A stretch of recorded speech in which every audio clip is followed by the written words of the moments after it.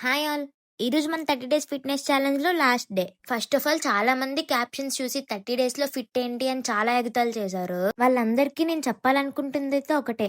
అందరి గురించి నాకు తెలీదు. బట్ నా విషయంలో అయితే ఈ 30 డేస్ ఫిట్‌నెస్ ఛాలెంజ్ అనేది ఒక పార్ట్ మాత్రమే. లైక్ ఈ జర్నీని నేను 1.5 ఇయర్స్ బ్యాకే స్టార్ట్ చేశా. ఈ 30 డేస్ అనేవి నా జర్నీలో స్టార్టింగ్ కాదు, ఎండింగ్ కాదు. నా వెయిట్ లాస్ ట్రాన్స్‌ఫర్మేషన్ నాలాగా వెయిట్ లాస్ అవ్వాలనుకుంటున్న వాళ్ళకి ఉపయోగపడాలనే ఉద్దేశంతో నేనైతే ఈ ఛాలెంజ్‌ని స్టార్ట్ చేశా.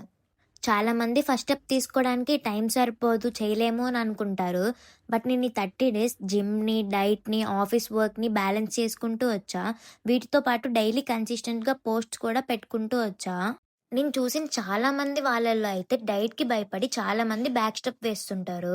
నేను కూడా స్టార్టింగ్‌లో డైట్ విషయంలో చాలా భయపడ్డా. బట్ దాన్ని నేను ఎలా ఓవర్‌కమ్ చేసుకున్నానో చెప్తాను చూడండి. నేను స్టార్టింగ్ జిమ్ జాయిన్ అయినప్పుడు మొత్తం నా డైట్ ప్లాన్‌నయితే చేంజ్ చేయలేదు. బట్ చిన్న చిన్న చేంజెస్ లైక్ ఫుడ్ క్వాంటిటీని తగ్గియడం, షుగర్స్‌ని మానేయడం, ఇంకా ప్రతి మీల్‌లో ప్రోటీన్ అయితే ఇంక్లూడ్ చేయడం, ఇంకా డైలీ 3-4 లీటర్స్ వాటర్ తాగడం, ఇలా కొన్ని కొన్ని చేంజెస్‌తో అయితే స్టార్ట్ చేశా. అండ్ లిటరల్లీ లాస్ట్ 30 డేస్ చాలామంది చాలా సపోర్ట్ చేశారు. మీ అందరికీ థ్యాంక్ యూ. నెక్స్ట్ నేనైతే పీజీలో ఉంటూ వెయిట్ లాస్ చేద్దాం అనుకుంటున్న వాళ్ళ కోసం వీడియోస్ చేద్దాం అనుకుంటున్నా. మీకింకా వేరే ఐడియాస్ ఉంటే కామెంట్ చేయండి. That's it for last day. By by.